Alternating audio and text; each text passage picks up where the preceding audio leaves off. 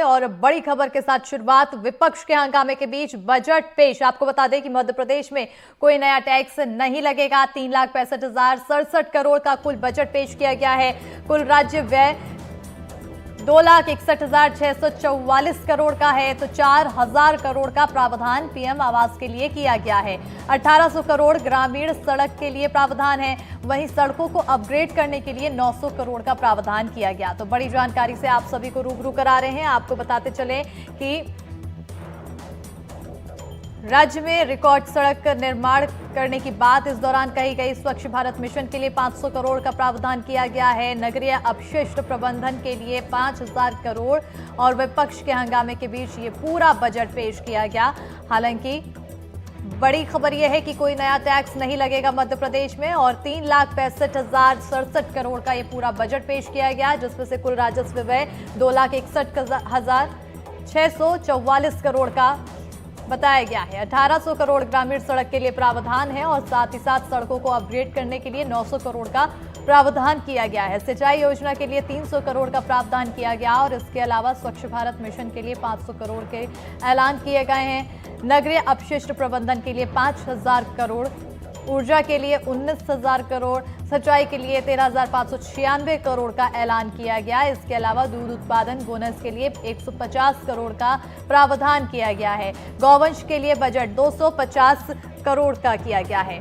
स्वास्थ्य के लिए 64% अधिक बजट। और ज्यादा जानकारी के साथ हमारे सहयोगी अजय जुड़ चुके हैं। भोपाल से सीधा रुख करेंगे सहयोगी के और अजय, कहीं ना कहीं अब ये देखा जा रहा है कि लोगों के लिए राहत ये है, कोई भी टैक्स नहीं है। 3,65,067 करोड़ का ये पूरा बजट। जी बिल्कुल, बजट की तस्वीर सामने आ चुकी है। जिस तरीके से सुबह हमने अध्यक्ष आपको बताया था, उस तरीके से हालात सामने हैं।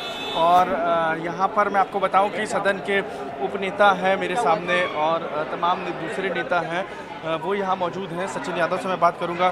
सर, क्या लग रहा है बजट में सरकार ने जो दावे किए थे वो वादे करते नजर आए अभी तक सरकार की तरफ से? पर देखिए, ये एक बहुत ही दिशाहीन बजट है और लगातार जो है मध्य प्रदेश की जनता को ये सरकार गुमराह करने का काम कर रही है। हम लोग कई वर्षों से वही घिसा पिटा जो है भाषण हम लोग सुनते आ रहे हैं। किसान के लिए ये करेंगे, युवाओं के लिए ये करेंगे, स्वास्थ्य सुविधाओं में विस्तार करेंगे, शिक्षा के क्षेत्र को आगे बढ़ाएंगे, लेकिन कहीं कोई अभी होते हुए दिखाई नहीं दे रहा है।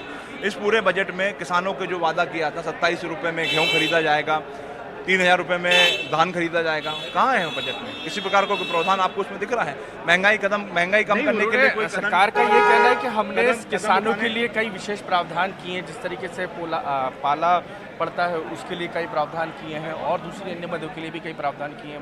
मुझे ये बताइए, सरकार की वित्त स्थिति क्या है? जो सरकार ब्याज भरने के लिए भी अगर कर्ज ले रही हो तो सरकार की वित्तीय प्रबंधन क्या होगा? सर, वो तो आपको भी घेरते नजर आते हैं इस मुद्दे पर कि आपकी सरकारें जब थी तब आप कर्ज लेकर तनख्वाह देते थे।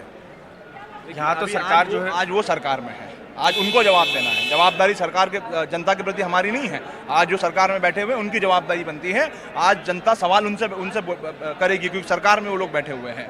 ये सरकार लगातार 20 साल से इनकी सरकार है, आज 21वां साल जो है सरकार को हो रहा है। और 21 सालों में क्या प्रदेश की हालत हो रही है? घोटालों का प्रदेश बनता जा रहा है। एक के बाद एक घोटाले जो हो रहे हैं, कभी व्यापम घोटाला होता है, कभी नर्सिंग घोटाला होता है, और लगातार सरकार जो दोषी लोग होते हैं उनको संरक्षण करने का काम सरकार करती है। देखिए, बजट की तस्वीरों के बाद ये कांग्रेस विधायक हैं और तमाम सारे विधायक जो थे वो इस वक्त धरने पर बैठे हुए थे। इन सबके बीच में सबसे महत्वपूर्ण हो जाता है उपनेता प्रतिपक्ष है मेरे साथ हेमंत कटारे। उन्होंने खूब हंगामा हो हल्ला करते रहे पूरे बजट के दौरान। वो सरकार कर रही है हमने बड़ा जनोन्मुखी बजट लेकर आए हैं, इस पर क्या? देखिए, हंगामा करना हमारा मकसद नहीं था। हम लोग सार्थक चर्चा करना चाह रहे थे और कल भी करी। चर्चा का अवसर दिया अध्यक्ष जी ने, इसके लिए उनको भी धन्यवाद देंगे हम लोग। परंतु चर्चा का निष्कर्ष क्या था? कोई निष्कर्ष ही नहीं निकला, कोई जांच ही नहीं हुई, सर्वदलीय जांच समिति गठन नहीं हुई, विश्वास सारंग जी का इस्तीफा नहीं हुआ, छात्रों के हित के लिए कोई निर्णय नहीं हुआ। तो क्लीन चिट दे दी ना, अब क्या इस्तीफा करें? यही तो प्रश्न है कि बिना जांच के क्लीन चिट कैसे दे दी? क्लीन चिट देने का आज तक इतिहास में मैंने तो कभी नहीं सुना कि कभी भी किसी को बिना जांच के क्लीन चिट दी हो। आप हमसे आरोप तो लेते, जो हमने आरोप लगाए थे उसके तथ्य लेते, परीक्षण करते, फिर क्लीन चिट दे। इतनी जल्दबाजी, मतलब सरकार पहले ही सोच के आई थी हम क्लीन चिट इनको देना है।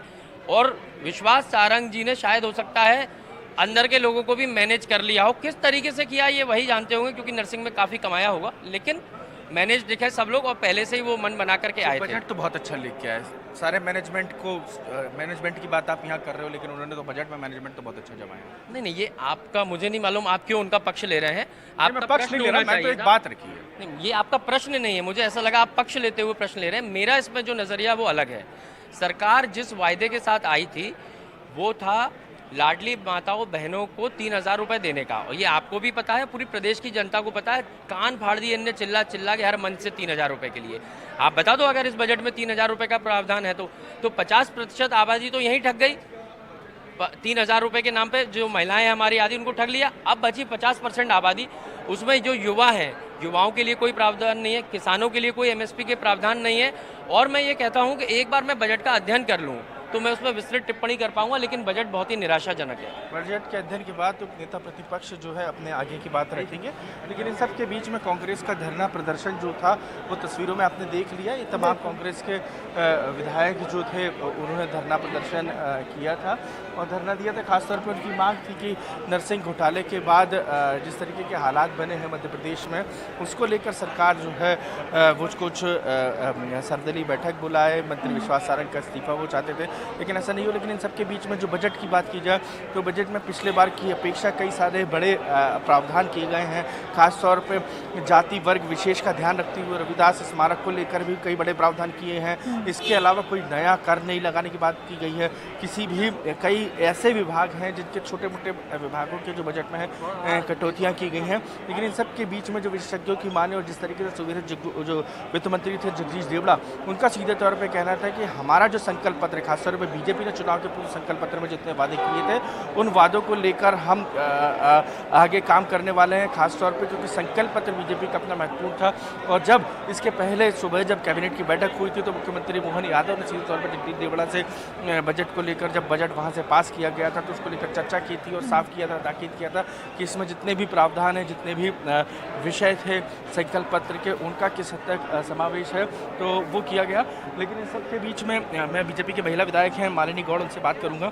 मैडम, क्या लग रहा है इस बजट को लेकर, आप क्या सोचेंगे? महिलाओं के लिए कितना ध्यान रखा गया है? महिलाओं के लिए भी प्रावधान बजट में किया है। लाडली लक्ष्मी और लाडली बहनों हो, तीर्थ दर्शन योजना हो या अन्य योजना है, सभी में महिलाओं का ध्यान रखा। मान लीजिए एक ज़रूरी बात यह है कि जो आप लोगों ने 3,000 रुपये लाडली बहनों को देने की बात थी, विपक्ष उस पर कह रहा है कि आपने महिलाओं को ठग लिया, उनको 3,000 रुपये नहीं दिए। हमने कमिटमेंट नहीं किया था, ये कांग्रेस वालों ने किया था। हमने जो कमिटमेंट किया वो हर महीने राशि मुख्यमंत्री जी की तरफ से दी जा रही है।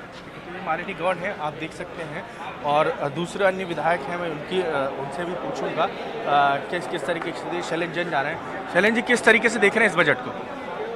बजट बहुत संतुलित बजट है और मध्य प्रदेश की प्रगति को बहुत तीव्र गति देने वाला बजट है। इसमें पूंजीगत व्यय जो है आज तक के इतिहास का, मध्य प्रदेश के इतिहास का सबसे ज़्यादा पूंजीगत व्यय हुआ है।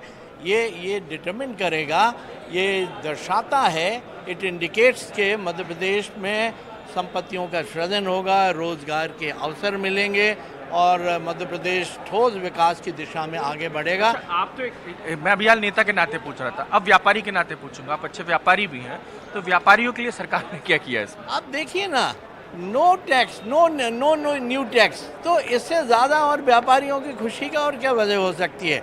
आप देखिएगा कि एक परंपरा भारतीय जनता पार्टी की सरकार ने डाली। उस समय जयंत मलैया जी वित्त मंत्री थे, उन्होंने नया कोई भी कर नहीं लगाया। किसी भी अर्थव्यवस्था में अगर नया करारोपण नहीं होता है तो व्यापारियों के लिए और टैक्स पेयर के लिए इससे ज़्यादा अच्छी बात क्या हो सकती है? काम कैसा व्यापारी की नज़र में जो कर्ज लेके किया जाए? विपक्ष कह रहा है आप कर्ज ले लेके घी पी रहे हैं, और कर्जा लेके कौन सा काम, कौन सा बजट अच्छा होता है? ये देखिए, इस पूरी दुनिया की इकोनॉमी उठा लीजिए। आप अमेरिका की, आपको मालूम है कि सबसे ज़्यादा कर्जा वाला देश कौन है पूरी दुनिया में? आपको लगता होगा कि सबसे ताकतवर देश है और सबसे स्ट्रॉन्ग इकोनॉमी है। सबसे ज़्यादा कर्जा यूएस पे, क्योंकि अगर हमें प्रगति करनी है, हमें देश को आगे बढ़ाना है, हमें प्रदेश को आगे बढ़ाना है, तो आवश्यकताओं की पूर्ति के लिए तो कर्जा लेना पड़े। कर्जे का इस्तेमाल कहाँ हो रहा है ये महत्वपूर्ण है। और कर्जे का इस्तेमाल बहुत सही जगह कर रहे हैं और पूंजीगत व्यय के माध्यम से कर रहे हैं। आप समझिए, जो हमारा कैपिटल एक्सपेंडिचर है वो नई परिसंपत्तियों का सृजन करता है, नए रोजगार देता है, इसलिए पूंजीगत व्यय करना मेरे ख्याल से सरकार की बहुत बड़ी उपलब्धि है।